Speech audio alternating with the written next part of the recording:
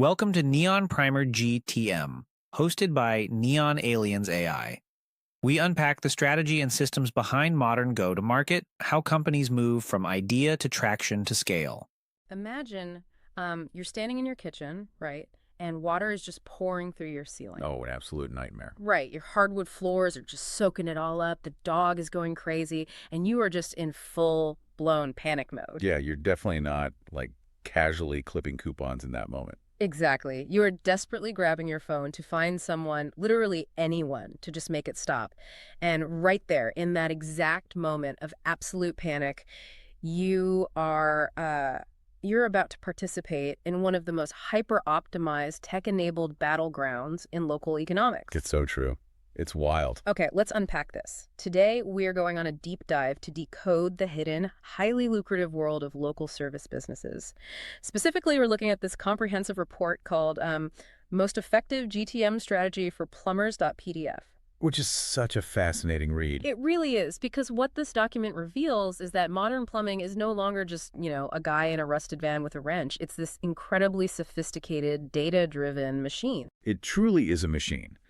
And the mechanics of it are actually completely counterintuitive to what most people think. Right. Like, if you look at the data for an independent plumbing business, say a launch scenario where an operator is starting with just 1-3 trucks, the most effective strategy throws traditional local business advice right out the window. Meaning no sponsoring the local Little League team. Exactly. You'd assume the new guy needs to, I don't know, plaster his logo on park benches or buy a billboard for brand awareness. But the data shows that is a massive waste of capital. Wow. Yeah.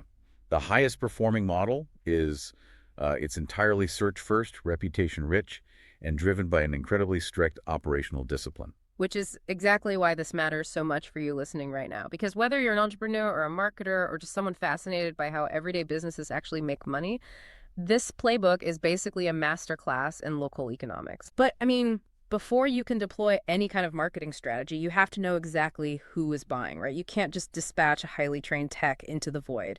So who is the actual target customer here? So the report breaks the market down into 6 distinct demand pools.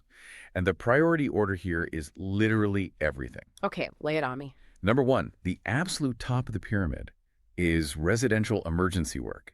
So burst pipes, raw sewage backups. The panic mode stuff. Exactly. Situations that demand immediate containment. The number 2 is residential repair and replacement. This is slightly less urgent, so like a leaking faucet or upgrading a toilet. Okay, makes sense. Number 3 is property managers. They need reliable, fast vendors to handle angry tenants. Number 4 is real estate transaction work fixing things flagged during a home inspection. Number 5 is light commercial, like a restaurant's grease trap. And then coming in dead last at number 6 is new construction. Wait, I'm stuck on that last one. New construction is dead last. Dead last. But if you drive past a new housing development, you see fleets of trucks. You just assume that's where the real money is being made, right? Why put that at the bottom of the list? Well, because new construction is basically a working capital trap for a small operator. Oh, interesting. Yeah, the top line revenue numbers look massive on paper, but the cash flow realities are just brutal. First off, it's highly relationship dependent. You're constantly bidding against other contractors, squeezing your margins just to win favor with a general contractor. Right, a race to the bottom. Exactly. But more importantly, you have to buy tens of thousands of dollars in materials up front, install them, and then wait 30, 60, sometimes 90 days for the developer to actually cut you a check. Yikes. And your plumbers still need to get paid every Friday. Exactly. A new business needs immediate cash flow to survive, which is why they go hunting for emergencies. Emergencies pay today. That makes total sense. And that actually brings up this fascinating methodology in the report using the U.S. Census Bureau. Oh, this part is brilliant. It really is. They aren't just driving around looking for old houses. They are literally pulling American community survey data to map out exactly where the demand is hiding. Precisely. They use housing age as this localized demand scorecard. Yeah. So if a plumber pulls census data and geofences neighborhoods where the homes were built, say, more than 20 years ago, they aren't guessing anymore. They know exactly where the problems are. Right. They know for a fact that in those specific zip codes, the galvanized pipes are reaching their breaking point, the water heaters are rusting out, the main sewer lines have 2 decades of tree root intrusion. Wow. And when you combine that with Bureau of Labor Statistics data showing that plumbers overwhelmingly deal with urgent, acute needs, a very clear picture emerges. I kind of think of it like emergency room triage. You don't shop for an ER on a billboard when you're feeling perfectly healthy, right? You Google the closest one the second you start bleeding. That is a perfect analogy. When water is raining down on your kitchen island, you aren't window shopping. No, you're not. And if we connect this to the bigger picture, the market heavily rewards demand that has three specific traits. It must be local, it must be urgent, and it must be trust sensitive. The golden trifecta. Exactly. You want a homeowner who already has incredibly high intent. You don't have to convince them they have a problem. You just have to convince them you are the safest, fastest person to solve it. But, okay, here's my hang up with that. If I'm the one panicking in my flooded kitchen, my brain instantly defaults to the one or two names I've heard on television commercials my entire life. The big franchises. Right, the Roto-Rooters, the Benjamin Franklin Plumbings. If you are an independent guy with two unmarked trucks, how do you intercept that panicked customer before they just call the massive national franchise? Well, you don't do it by trying to out-franchise the franchises. Okay. You're never going to beat their television ad budgets. You'll never beat their sheer brand recognition. Instead, the strategy is to out-operate them at the hyper-local level. The franchises win because they sell what the panicked brain craves, which is availability, perceived trust, and flat-rate pricing.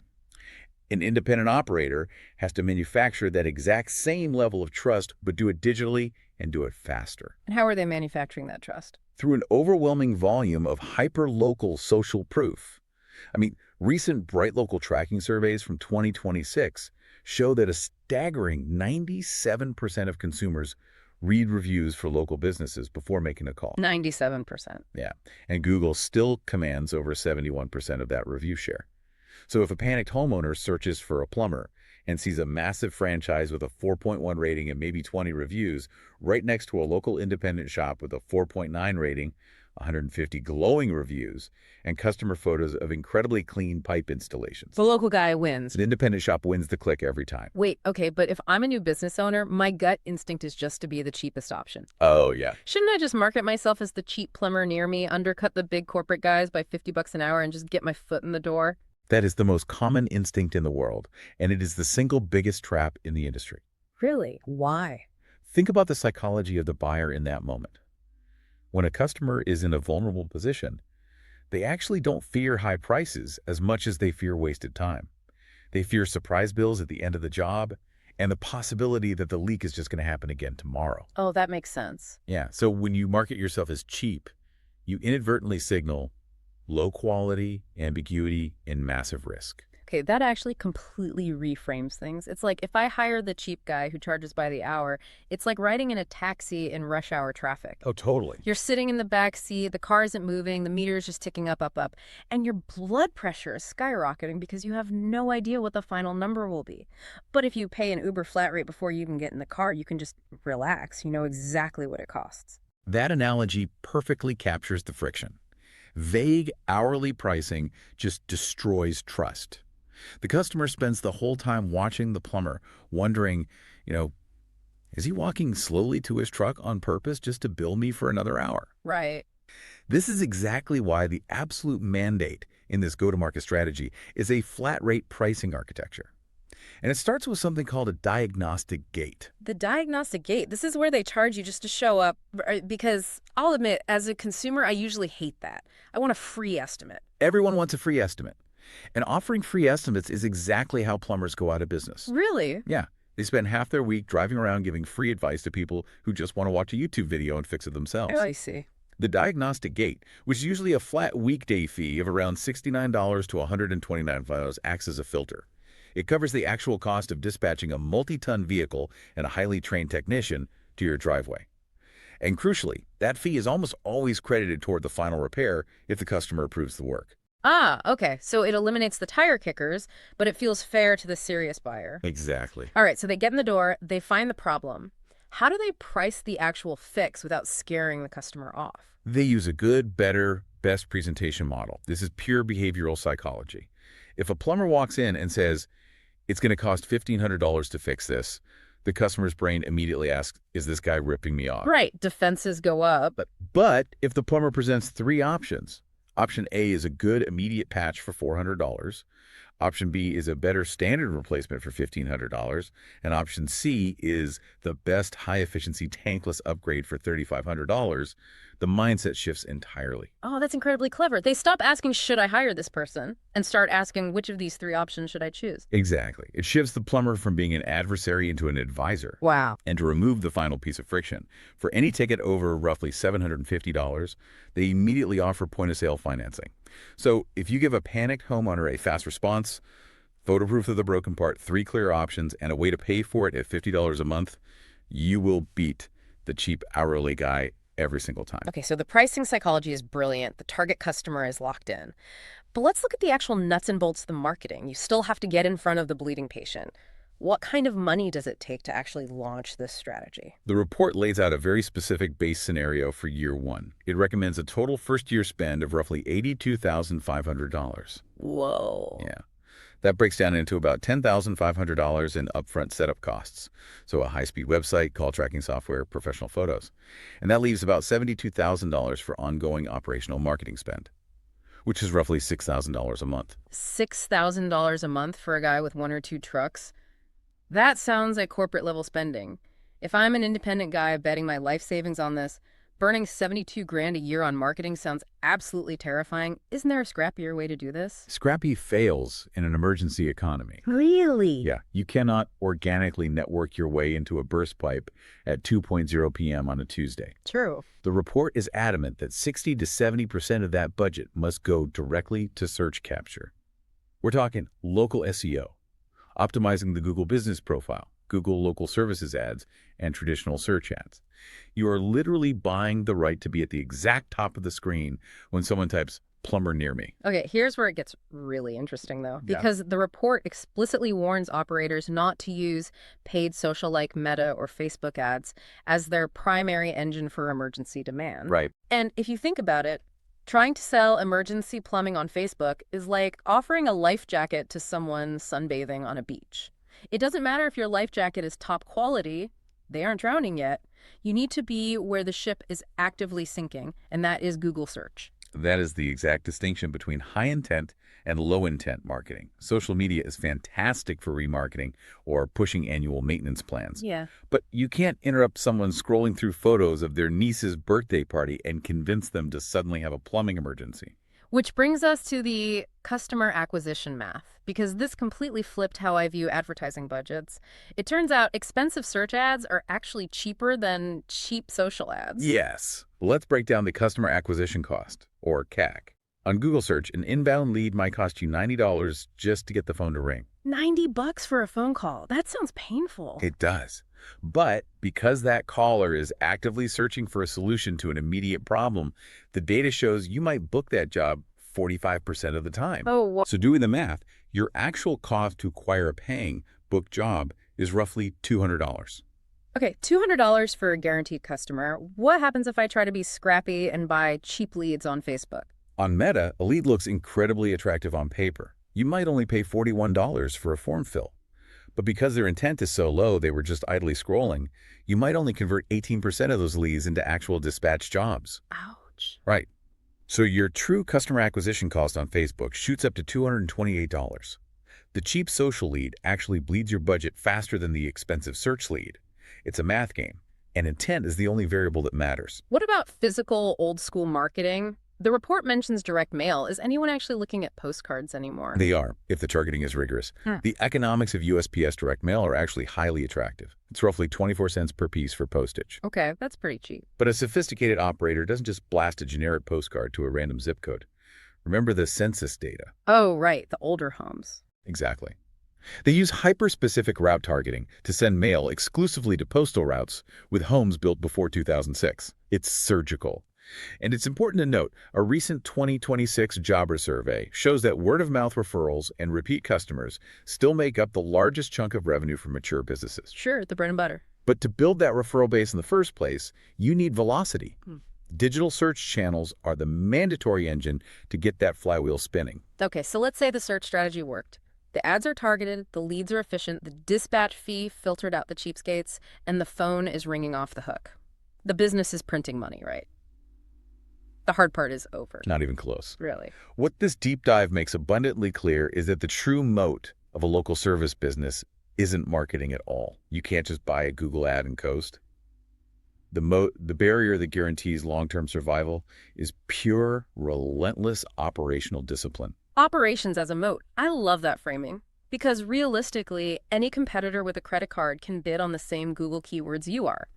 The real bottleneck is what happens the second that customer tries to make contact. And this is where the vast majority of local businesses just bleed revenue. The report outlines a brutal launch operating standard. Your live phone answer rate must stay above 85%. Okay.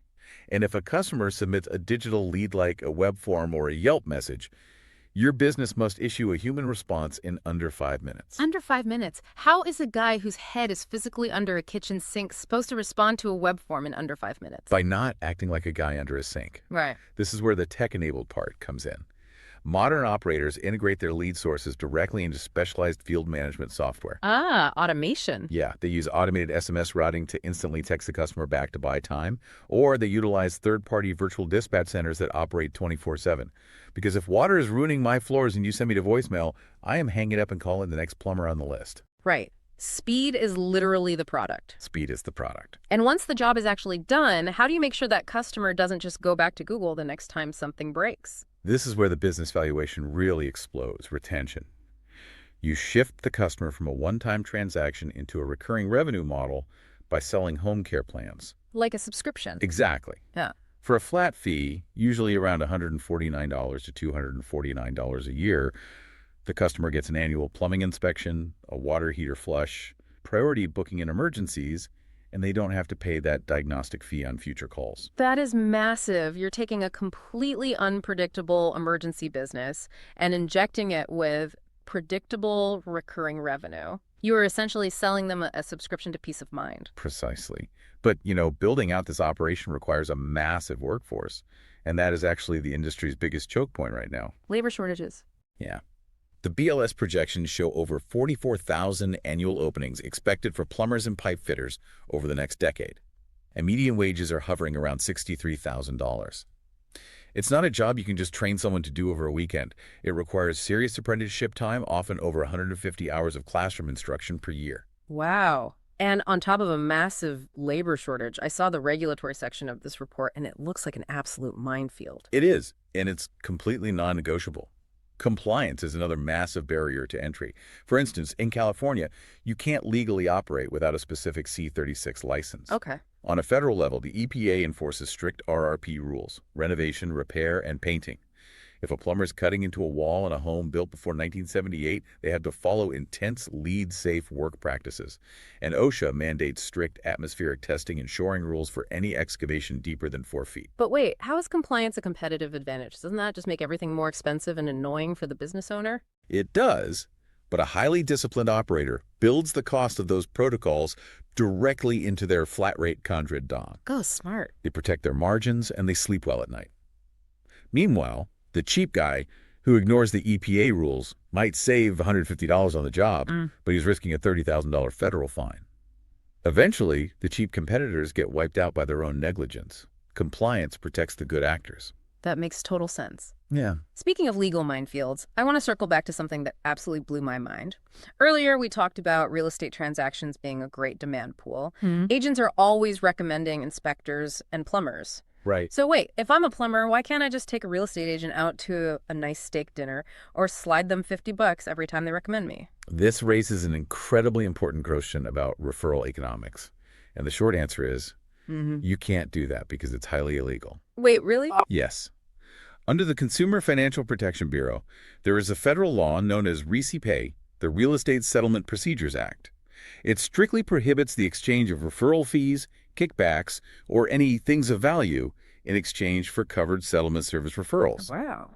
Furthermore, the National Association of Realtors has a strict code of ethics requiring full disclosure of any financial benefits tied to a recommendation.